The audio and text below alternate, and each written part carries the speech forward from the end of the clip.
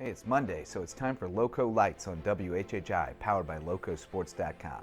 And we had athletes from the Lowco competing in wrestling, baseball, and softball, but we have to start with the February frenzy of the high school basketball playoffs.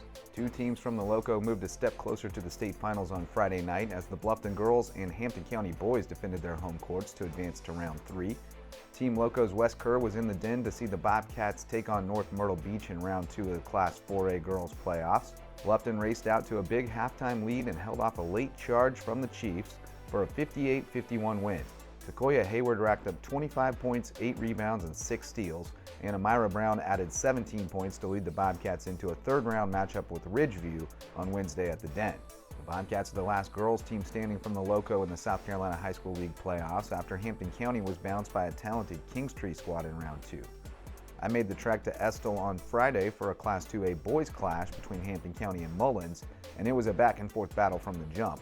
But the Hurricanes held on for a 75-70 win over the Auctioneers, led by 25 points and 15 rebounds from Kayvon Chisholm. Not much rest for the Canes, who welcome Andrew Jackson for a third-round matchup tonight in Estill. The Hurricanes will have to carry the banner for the Lowco boys the rest of the way, as Whale Branch and Bridges Prep both bowed out of the Class 1A playoffs on the road Saturday. The Skeeza State Tournament tipped off this weekend with the girls up first on Friday, and the Lowco ladies had a strong showing. Courtney Campbell poured in 29 points to lead Hilton Head Prep past Carolina Academy in Class 3A. Kamira Freeman put up 24 points to lead Buford Academy past Andrew Jackson and into the second round in Class 2A, and the Cross Stingrays blew out Wardlaw Academy in their opener in the 1A bracket. The girls from Hilton Head Christian Academy, John Paul II, Patrick Henry, and Colleton Prep had first-round byes and will open their postseason tonight, including a rare Skeeza playoff game in the Lowco, as Hilton Head Prep plays host to rival HHCA, which opens its bid for a 6th consecutive state title. JP2 takes on Florence Christian on the other side of the Class 3A bracket, while Colleton Prep takes on Dorchester, BA faces Cathedral Academy, and Patrick Henry squares off with St. John's Christian. Cross is back at it Tuesday with a 1A semifinal matchup with Cambridge. The Lowco Skeeza boys contingent was thinned out considerably in Saturday's first round, as 4 teams from the area entered, but only 1 advanced. Buford Academy held off Marlboro Academy for a 42-36 win to advance to the second round, but John Paul II, Thomas Heyward, and Cross all made early exits. The boys get back after it Tuesday as Hilton Head Prep begins its 3A title defense against Spartanburg Day, while HHCA opens against Greenwood Christian on the opposite side of the bracket. In the 2A bracket, Patrick Henry takes on Andrew Jackson Academy, and Buford Academy faces Cathedral. A whole bunch of Lowco wrestlers punched their tickets to the individual state championships over the weekend, 24 of them in fact, and that's in addition to the 7 girls who qualified a couple of weeks back. May River led the way with 8 qualifiers Saturday at the Class 4A lower state qualifier at Hartsville, as Houston Rudisil and Josh Echeverria won their weight classes, and Dylan Seaman, Ryan Seaman, Marcus Folk, Caden McCallum, Walter Briones, and Will Morrow all placed in the top 4 to advance.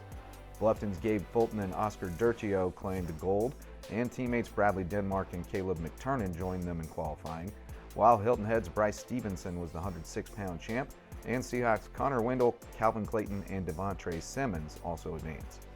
Colleton County's Stephen LaPresta also qualified, winning gold in the 190-pound weight class. At the Class 3A lower state qualifier, Battery Creek had 4 qualifiers and all of them claimed gold, as Elmer Linares, Andrew Legree, Gunnar DeGroat, and Leroy Tyus all won their brackets, and Buford's Antonio McKnight placed 3rd. Bridges Prep sent 2 wrestlers through to the Class 2A 1A state meet, with Jeremiah Chavez and Ali Jenkins advancing. We're expecting a big haul of medals heading home to the Lowco from Anderson this weekend. And the USCB Sandsharks had a busy weekend with baseball, softball, and men's golf competing on the road, along with another Peach Belt Conference basketball clash in the Cove. The Sandshark women did the unthinkable, avenging a 65-point loss at North Georgia last month with a 66-59 victory to give USCB back-to-back PBC wins for the first time. The men went toe-to-toe with the number 10 team in the nation and pushed the Nighthawks to overtime, but North Georgia escaped with an 84-82 OT victory. Hear more analysis and check out the highlights from both games, as well as an interview with USCB track and field coach Terica Harris on Sunday's episode of Sandshark Rewind, now streaming on demand on the Lowco Media Network on YouTube, along with a new episode of the Lowco Grind presented by Reverence Wrestling Club.